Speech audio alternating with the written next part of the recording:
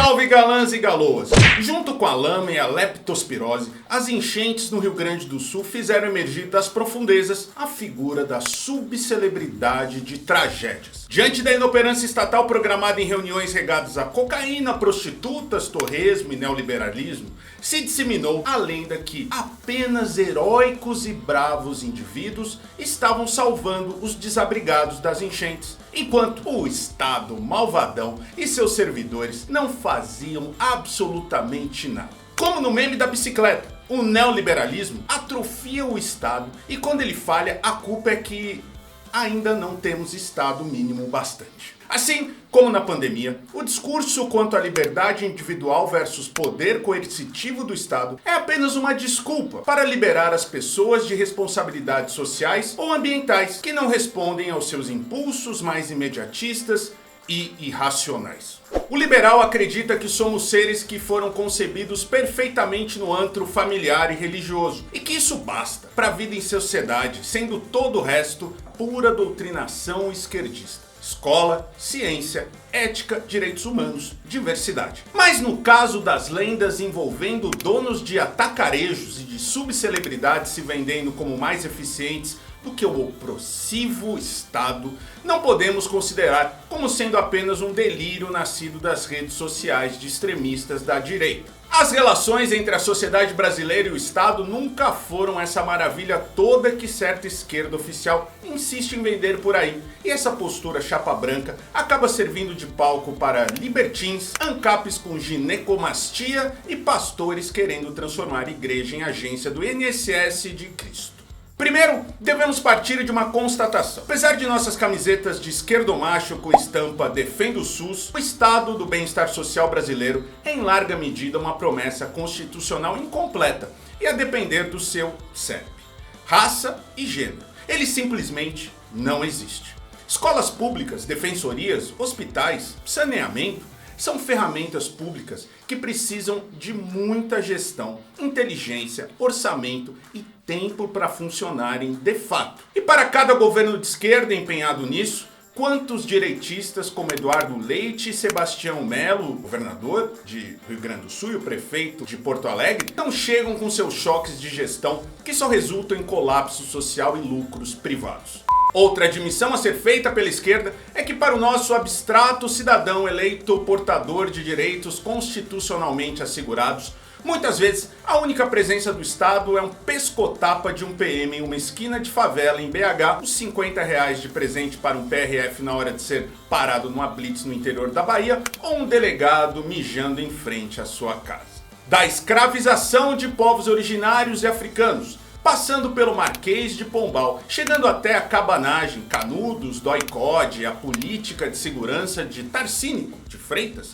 já é tradicional na história brasileira. As situações nas quais o Estado é mais eficiente normalmente vêm acompanhados por chumbo, morticínio e limpeza étnica e de classe. Diante desse estado de bem-estar social incompleto e muitas vezes francamente falho, o cidadão brasileiro é com razão um eterno emputecido com políticos e servidores públicos. Processo de degradação intencional do Estado, acertado nas mesas dos salões dos grandes palácios, tem na ponta final uma mera senhorinha atendendo dezenas de pessoas adoecidas em um hospital depredado por décadas de abandono e promessas. A grande massa de servidores que carregam aos trancos e barrancos nossos aparatos de assistência à população, enfermeiras, atendentes, assistentes administrativos, chefes de serviço, faxineiros, professores, diretores de escola, garis, entre outros tantos, são os que levam na cara por culpa de figuras como o Filho do Ratinho ou o Zema.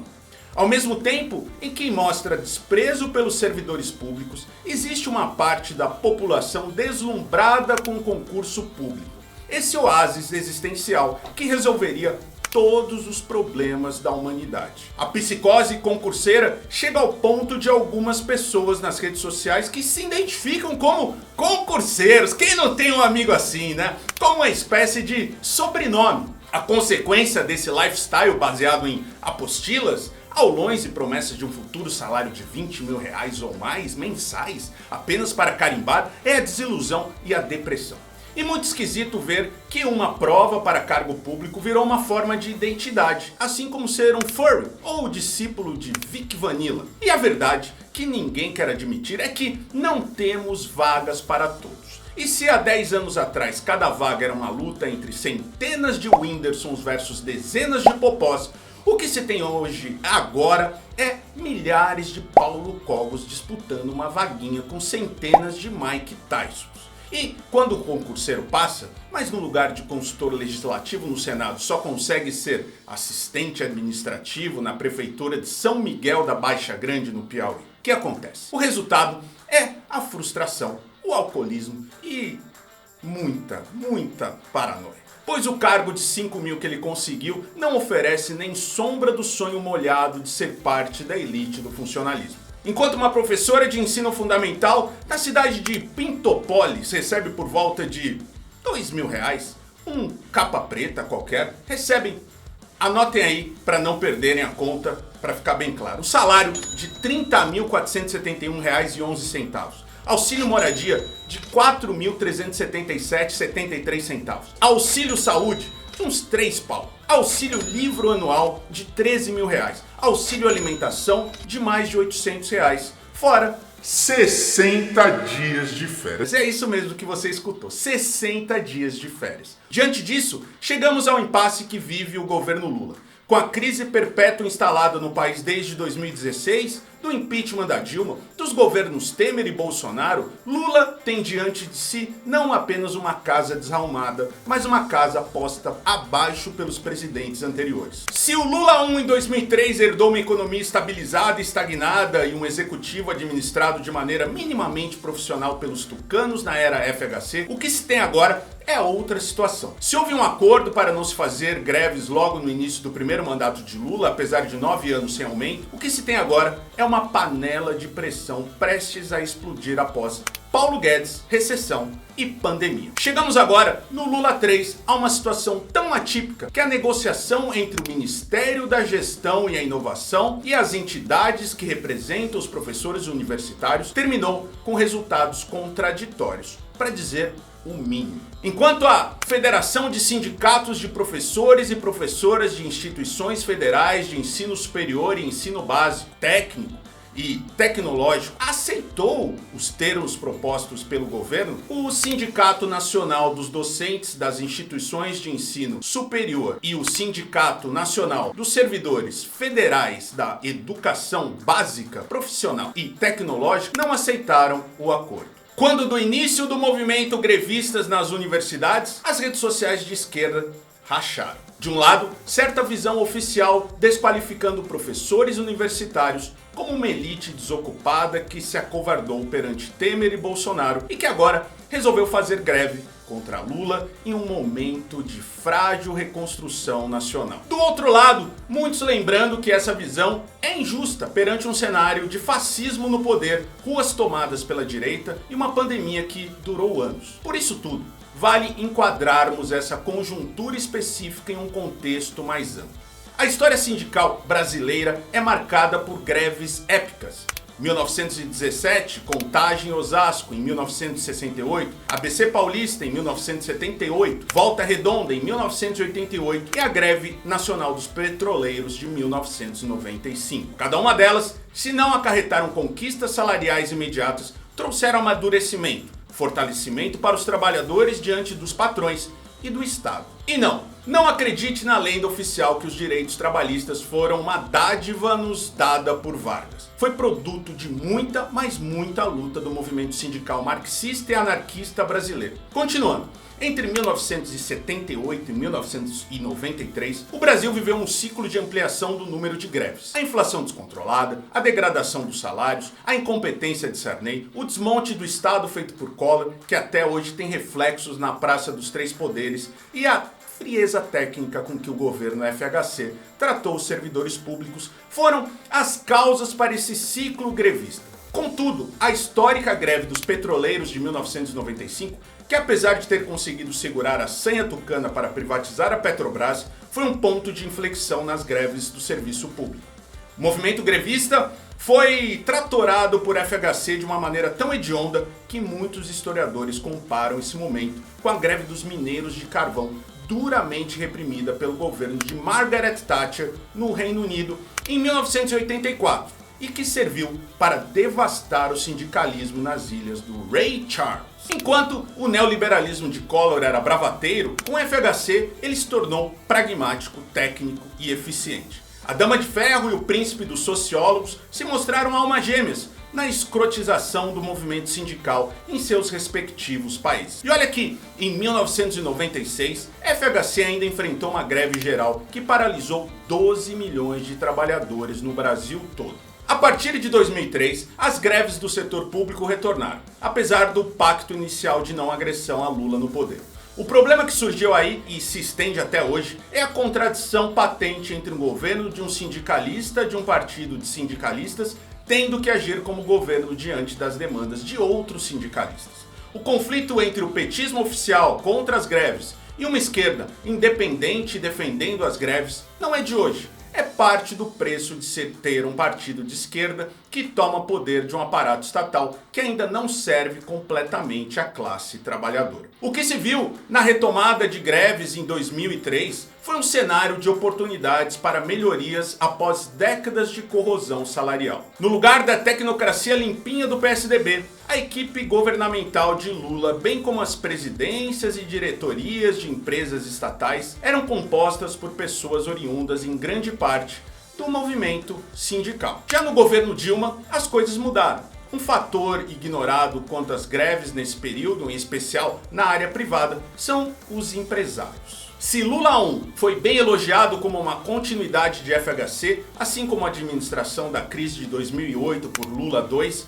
Dilma sempre foi vista pelo empresariado como inepta pelos empresários mesmo. E olha que se teve um governo que tentou retomar a industrialização do país e empurrou incentivos no rabo dessa cambada, foi o governo de Dilma Rousseff. Só que, assim como no golpe de 1964, o golpe que derrubou Dilma viu um crescimento notável de movimentos grevistas. De novo, a volta do espectro de um governo de esquerda em uma democracia burguesa diante das demandas dos trabalhadores organizados. Quem vai capturar essa energia política? Quem está no poder ou quem quer tomar esse poder, mesmo que seja contra esses trabalhadores? Lembrando que em 2013 foram 2.050 greves registradas naquele ano. O maior número de greves em décadas e um aumento de 134% em relação a 2012. Cerca de 2 milhões de trabalhadores participaram dessas paralisações. O que se tinha antes de 2013 não era uma onda fascista, mas um acúmulo de insatisfações que deveriam ter sido disputadas e nós perdemos essa disputa. E chegamos a 2024. Ao contrário dos governos petistas anteriores, Lula 3 não tem diante de si uma aprovação sobre se um governo de esquerda é bom ou ruim, eficiente ou ineficiente. O que se coloca não é um retorno dos tecnocratas tucanos e suas planilhas.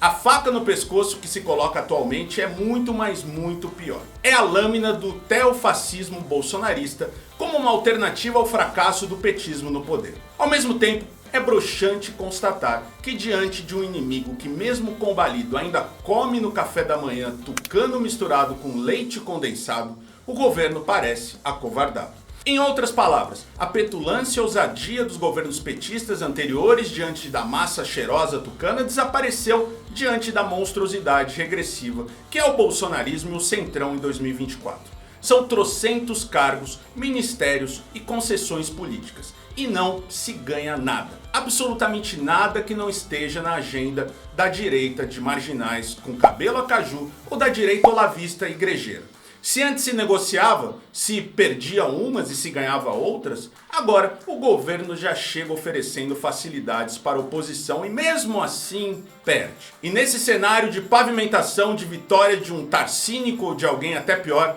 os trabalhadores organizados devem então ficar calados. Se acovardar, senão o bolsonarismo volta? Devemos ir pra rua para pedir Jair preso com faixas de apoio ao Xandão ou ir pra rua demandar um governo mais à esquerda? Opa, eu esqueci. A humilde senhorinha com Bíblia embaixo do braço e saião de sarja não vai gostar e vai votar no Mengele tropical que o Jair indicar, caso a esquerda seja, veja bem, seja esquerda. E isso inclui greves por melhores salários, afinal de contas, algum mamãe falei pode fazer vídeo contra a universidade pública caso professores façam greve. Mas o próprio governo, para além da caneta do Xandão e sua guerra pessoal contra os Minions, já não está acovardado? Não seria o momento para, se tudo tá f***do mesmo, não meter uma radicalização pragmática de fato? O que temos a oferecer é isso mesmo? Defesa da democracia abstrata, uns programas sociais e a fé na capacidade mágica de Lula em fazer tudo dar certo? E se você chegou até aqui e gosta do nosso canal, entre aqui no primeiro comentário e vê todos os nossos apoios, o Apoia-se, o Seja Membro, o Pix, nossa conta corrente, o nosso PayPal também, tá bom? Você também nos siga nas outras redes sociais, TikTok, Instagram, Twitter e Facebook. Se você é um desses que ainda tem um pensamentinho neoliberal, só tenho uma coisa pra te dizer: não passarão!